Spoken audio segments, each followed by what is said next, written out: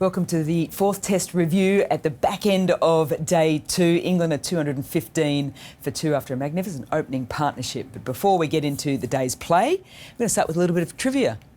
Ricky Ponting, Stuart Broad, I'm going to throw some names at you and I want you to tell me the common factor. Rick McCosker, Malcolm Marshall, Graham Smith and Rishabh Pant. Well, I think I know, but you want to have a crack? Say the first name again. Rick McCosker. Yeah. Go again. Malcolm Marshall. Yeah. Have they Graham Smith. Rishabh all Pant. come out to bat with a broken something? Something. I remember Graham Smith at the SCG. Yep. Mitchell Johnson hit him Mitchell on the little Johnson, finger. Yeah, the crowd went and quite he came crazy. out to bat and didn't end up surviving the day, did he? I think did Johnson get him one that kept low, bowled him. Bowled him. But Pant did the same today. Pant did the same today. Where did Malcolm Marshall do it? An arm, broken arm, came out, batted one-handed, and then Rick McCosker had the, well, it wasn't great wrapping, was it? It looked like, I don't know, you did first year sort of first aid and Have you seen Anil Kumble's? He had the same thing. He had the same thing, was it? Broken jaw against the West Indies, came out and bowled in the second innings with a big bandage. Just a bandage, sort of, just to keep everything together. Yeah. Well, that's exactly what happened. Well, not the bandage around the jaw like Rick McCosker, but Rishabh Pant came out and batted today. Did it surprise you? When he didn't go out after the first wicket fell, I think we all thought then that there's probably no chance he was going to bat. There was all sorts of rumours going around the ground. You know, it's broken. We don't, 6 weeks. Still don't know yet. No idea. I would suspect though the fact that he went out there, maybe it isn't broken. I heard you in commentary say if it is a fracture and he gets hit again, it could get a whole lot worse. So. Look, he did everything he could for his team to get out there. Critical runs for India at the end of their batting innings. So I think it probably says a lot about this current group that they'll do whatever they can to, especially where the series is at, right? Yeah. 2-1 coming here in the fourth test match. They need every single run, as you know, in the first innings of a test is crucial. So he did everything he could. I'm not sure he was backed up that well by his bowlers, though, at the start of the bowling innings. No, that's right. So he came out on 37, he got to 54. We won't go in depth into it, but we've chatted today about subs in cricket for major injuries like this. Yay, nay, more to talk?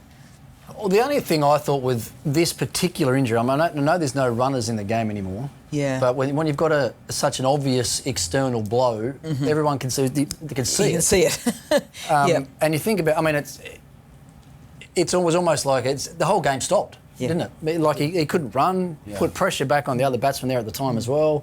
He obviously can get a sub when he's not batting, but I just thought, like for a direct blow like that, just maybe they need to think about allowing someone to have a runner. Yeah. Nasser was saying was dead against it. He was just thinking of people stretching the rules and left, right and centre. So, well, which is why there's no runner now, correct? Right? Because that's how it happened. Yeah. Okay, let's get into the day's play as well. And it was Ben Stokes for the first time since way back when? It was back in Australia. It's been multiple years before he got a fifer. 8 years, I think it was. 8 years. Yeah, long time. But he's been almost England's pick of the bowlers throughout the series. Every time they've needed something, go back to Lords, he did it brilliantly there. He's just found something, hasn't he, Brody? I think there's no doubt he's been England's best bowler throughout the whole series. He looks really fit. He's worked hard. I think when he came into the series, we were all a bit concerned of his lack of workload, to be honest. And he hadn't played much cricket, just played the one test against Zimbabwe and really limited the amount of bowling that he'd done. But it just shows his mental strength as well as physical strength. He's trained incredibly hard, he looks very lean, but his mental ability just to keep going and driving through sort of tiredness and the pain barrier. But ultimately, you get wickets with skill at Test match cricket, not just effort, and the amount of skill he's bowled with swing through the air, areas that he's hit, got crucial wickets at times. And I think the reason he's bowled so many overs is because he feels that he's the one who's threatening the most as well. You know, if he was bowling terribly, his workloads would be way down. So he's been really impressive. And you know, Cars really surprised me today when I looked at his figures. I thought he'd had a really good series or a good series, and he was averaging above 50, 9 wickets. And Chris Wokes, who's bowled really nicely in this Test match without great success, is averaging in the 50s as well. Yeah. They've needed someone like Stokes to step up and bowl a lot more. And it really surprised me that he hadn't got a fifer for 8 years. He's obviously missed quite a few years with injuries. He's often the fourth seamer. So doesn't have the opportunity to bowl at the tail or get two for early with the new ball, etc. So it is difficult to get fifers in the situation that he bowled in. But he's taken a lot of responsibility on this series and been superb. He joined an elite company too of Test players in the men's game that have got 10 hundreds and 5 fifers. The second trivia question today, can you remember whose names popped up onto the screen? Sobers, Botham, Callis, Stokes. It's pretty iconic, really. It should surprise you, though, for the skill and talent that the guy's got. Absolutely not. I mean, he's been probably the world's leading all-rounder, certainly fast bowling all-rounder for the last... Well, you said that fifer was 8 years ago. So if you wind the clock back, I mean, it's probably been 10 years that he's been that sort of player. You know, it's an interesting conversation now around with what he's doing with the ball. How he's actually judged as a player. Is he judged more of as a batting all-rounder or more as a bowling all-rounder? The way things are going, because it looks like right now he's probably bowling better, or maybe that's unfair. Maybe he's having more success with the ball than he's having with the bat. It's been a while between drinks with Test match hundreds as well. With the bat a little bit. So, but what a record already. The thing that I like, it's just that he's a moment player. When his team needs him, in whether it's in a World Cup or in an Ashes series, whatever it is, he gets the job done. And that was even highlighted again today with 5 wickets out here. Yep, the 5 wickets helped roll India for 385. It was over to England to see if they could get a start, and boy did they. Partly because of Duckett and Crawley just finding ways, but partly because of some poor bowling from India, wasn't it? Really poor. Yeah. Yeah, I think when your batters get you a score that is slightly above par in the conditions they had to bat in, you've got a responsibility as a bowling group to put the opposition team under pressure. And the amount of balls down the leg side, or particularly Duckett could just clip down the leg side, was unacceptable actually at Test match level. You know, you see that maybe at lower levels, but in Duckett, when we were on commentary, had scored 40-odd% down to fine leg or behind score on the leg side. I don't think I've seen numbers like that before. So yes, he's an awkward player to bowl at, but you've got to then make him hit your best balls or good balls, make him work hard for it. I don't think he had to work particularly hard for his runs today. They're a difficult partnership to bowl at, Zach Crawley and Ben Duckett, because of the height, the strengths of where they hit the ball, the different connection points. But India were really poor, and they'll be disappointed with that. But they got a couple of little breakthroughs with an hour to go, which has dragged it back a little bit for them. But they're going to be arriving tomorrow with an old ball, with maybe Root and Pope at the crease, Brooks, Stokes, Jamie Smith to come. And bear in mind, we're then adding in Dawson, Wokes at 9. They could have a lot of work to do here. For Zach Crawley, second half century for the series. There's always been a bit of talk around position in the side. How did you see his innings today? He played beautifully today. I think, and India allowed him to do that with the way that they bowled. They got scored off on both sides of the wicket, didn't they? You know, Broady talked then about how they bowled to Pope. I think they were tactically off as well. I don't think Cambodge shouldn't have taken the new ball. So debutant comes in, wasn't even in the squad to start with, comes into the side and takes it ahead of Siraj. Yeah, I didn't like that from the start. And he was, Duckett's 5 of his first 6 boundaries were behind square leg side. So they tactically were wrong there. I think even watching now, Bumrah I think is bowling from the wrong end.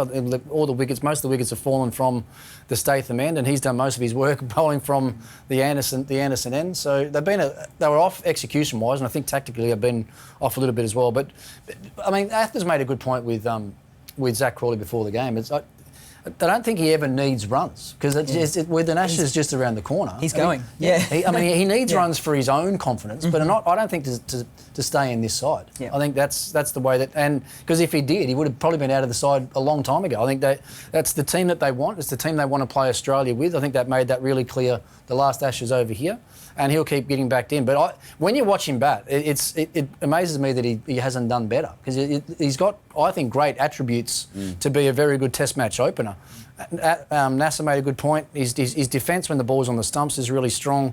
He can get a little bit better with what he leaves and what he plays at outside, 5th and 6th stump line, which I think when we talk about the Ashes in Australia, I think that's where they'll try and attack him. Yep. Ben Duckett runs again. Was so close to second 100 for the series, fell short on 94. I was tossing up whether or not to talk about conversion, because he gets to the 70s, 80s, 90s, and I think we've had that conversation with Joe Root in the past as well, and he's sort of moved on. If you get 94, you get 94, which is still better than most. Yeah, that's why cricket's such a strange game, isn't it? You get 94 and play as beautifully as he did, and you walk off with your head down, devastated and gutted, and the next hour you're just staring at the floor, gutted. But, he played beautifully. He's an incredibly difficult batter to bowl at the moment. He's scores in unique places. He doesn't leave the ball. He gets off strike very easily. He hits off stump or fourth stump to the leg side, and he's scored a brilliant match-winning 100 at Headingley, and then had a couple of quiet games. But he just finds a way to